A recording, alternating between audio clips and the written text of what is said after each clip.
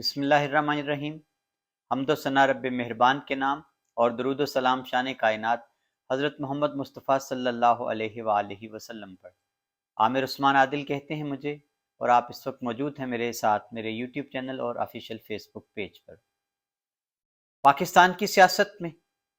آج کی ہنگامہ آرائیاں اور کچھ تازہ ترین ایسے واقعات ہیں جو آپ کے گوش گزار کرنا ضروری تھا۔ سب سے پہلے آپ کو بتانا مقصود ہے کہ سینیٹر اعظم سواتی کو اچانک ان کی رہائش گاہ سے رات گئے گرفتار کر لیا گیا، اور آج ان کو عدالت میں پیش کیا گیا تو انہوں نے کیا الزام لگایا، اپنی گرفتاری کی کیا تفصیلات پیش کی، کس طرح ان پر تشدد بھی کیا گیا۔ اور اس کے بعد دوسری بڑی خبر یہ ہے کہ سینیٹر اسحاق ڈار وفاقی وزیر خزانہ پہنچے ہیں امریکہ ایک خصوصی اجلاس میں شرکت کے لیے، اور وہاں کیا پیش آیا واقعہ ایئرپورٹ پر ان کے ساتھ، اس کی جو ویڈیو وائرل ہوئی ہے اس وقت،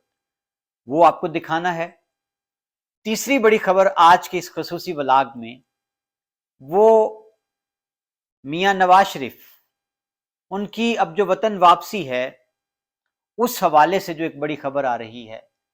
کہ وہ واپسی مؤخر کیوں کر دی گئی ہے۔ یہ کچھ بڑی خبریں ہیں جو آج کے اس خصوصی ولاگ میں آپ کے سامنے پیش کرنے جا رہا ہوں۔ سب سے بڑی خبر آج کے دن کی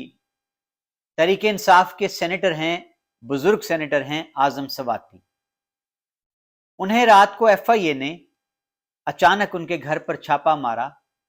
اور ان کو گرفتار کر لیا۔ گرفتاری کے بعد آج ان کو عدالت میں پیش کیا گیا، جسمانی ریمانڈ کی استدعا کی گئی۔ 5 روزہ جسمانی ریمانڈ مانگا تھا، عدالت نے 2 روزہ جسمانی ریمانڈ پر ان کو پیش کر دیا ایف آئی اے حکام کو۔ اب جب سینیٹر اعظم سواتی لائے گئے ہیں عدالت میں، احاطۂ عدالت میں، تو جب ان کو واپس لے جایا جا رہا تھا اور جب ایف آئی اے کی پولیس جو ہے حکام وہ ان کو گاڑی میں بٹھا رہے تھے تو وہاں میڈیا ایک ہجوم کی صورت جمع تھا۔ اب صحافی آپ کو پتہ ہے کہ وہ ایسی خبروں کی تلاش میں ہوتے ہیں، ہائی پروفائل کیسز کے پیچھے ہوتے ہیں، تو صحافیوں نے جب وہاں سوال کیا سینیٹر اعظم سواتی سے کہ آپ پر مقدمہ کیا بنایا گیا ہے، آپ پر کیا الزام لگایا گیا ہے اور آپ کو یہ گرفتار کیوں کیا گیا ہے، اس پر اعظم سواتی نے چلتے چلتے ہمت کر کے، کیونکہ ان کو ایف آئی اے والے بار بار آوازیں دے رہے تھے کہ آپ گاڑی میں بیٹھیں، لیکن اعظم سواتی نے موقع سے فائدہ اٹھاتے ہوئے میڈیا سے کیا کہا، آئیے ذرا ان کی زبانی سنتے ہیں کہ انہوں نے کیا بتایا اپنی گرفتاری اور پھر اس کے بعد جو ان کے ساتھ سلوک کیا گیا ہے۔ آئیے ذرا اعظم سواتی کی زبانی سنتے ہیں۔ سواتی صاحب، کیوں آپ کو گرفتار کیا گیا؟ کیا آپ پہ ایلیگیشن لگا ہے؟ ایلیگیشن تو آپ کو معلوم ہے کہ قانون کی خلاف ورزی کوئی نہیں، فنڈامنٹل رائٹس کی خلاف ورزی کوئی نہیں، آئین کی خلاف ورزی کوئی نہیں، صرف ایک نام دیا ہے باجوہ کا اور یہ خلاف ورزی نہیں، کس نے گرفتار آپ کو کس نے کی ہے؟ یہ ایف آئی اے نے، کس کیس میں؟ نہیں ایف آئی اے لیکن ایجنسیوں نے، مجھ پہ جو تشدد کیا گیا ہے وہ ایجنسیوں نے کیا ہے۔ تو گرفتار کس جرم میں کیا؟ کپڑے نکالے گئے ہیں پارلیمنٹیرین کے، قوم اور ملک کو بتا رہا ہوں، کیا تمہارا حشر یہ ہوگا؟ آپ کو گرفتار کس جرم میں کیا گیا؟ قانون کی پاسداری نہیں، سواتی صاحب، کس جرم میں گرفتار کیا گیا؟ ٹویٹ کرنے پہ۔ جی آپ نے سن لیا، اعظم سواتی چلتے چلتے پولیس کی حراست میں گاڑی میں بیٹھتے بیٹھتے بتاتے ہیں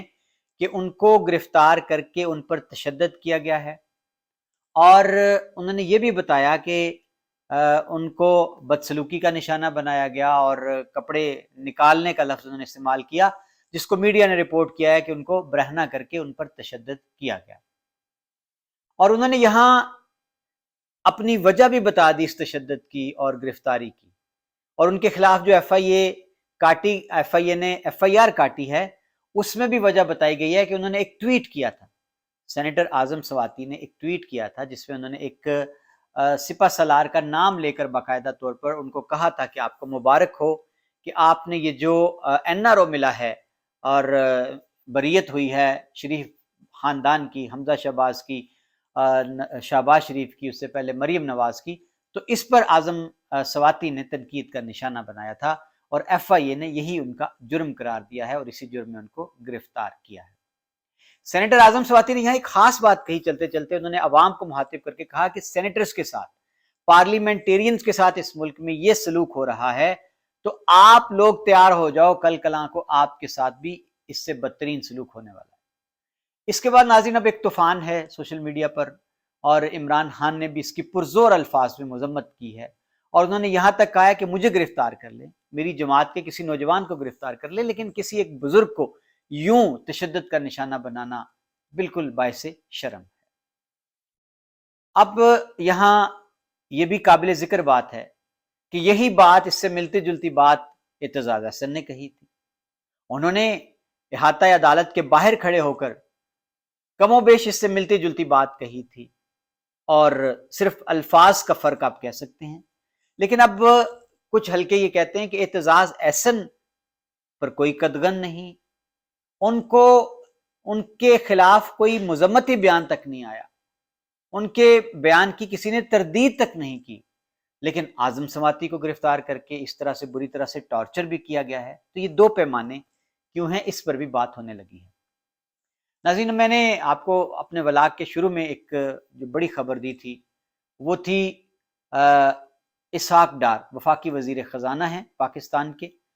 امریکہ کے دورے پر ہیں، IMF کا خصوصی اجلاس ہو رہا ہے، اس میں شرکت کے لیے وہ امریکہ پہنچے۔ اب جو ہی وہ ایئرپورٹ پر اترے ہیں اور ان کے ساتھ کیا ہوا، پاکستانی ایک شہری ہیں، انہوں نے ان پر کیا جملے کسے، اور اس کے جواب میں اسحاق ڈار بھی غصے میں آ گئے۔ انہوں نے کیا کیا، اور اسحاق ڈار کے ساتھ جو کوئی ان کے عملے میں مامور تھے یا ان کے کوئی میزبان تھے، انہوں نے کس طرح سے گالیاں دی ہیں اس پاکستانی کو۔ آئیے ذرا یہ ایک چھوٹا سا کلپ دیکھیے کہ ایئرپورٹ پر کیا منظر ہوا۔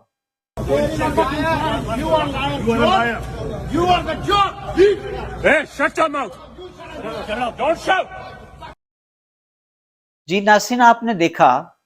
کہ سینیٹر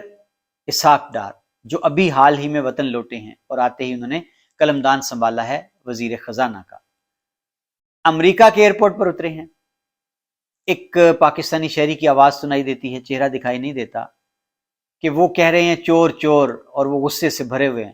اور اسحاق ڈار بھی فوراً غصے میں آ جاتے ہیں، اور انہوں نے ایک، آپ نے اس ویڈیو کلپ میں دیکھا کہ انہوں نے ایک نامناسب اشارہ جو ہے وہ بھی اس شہری کو دیکھ کر کیا،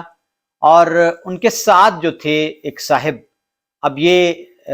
پتہ نہیں چل سکا کہ ان کی شناخت کیا ہے، کیا وہ امریکی نیاد پاکستانی ہیں، نون لیگ کے کوئی ورکر ہیں، اسحاق ڈار کے دوست ہیں، ان کے میزبان ہیں، یا ان کے ساتھ عملہ جو مامور ہے اس کے کوئی فرد ہیں۔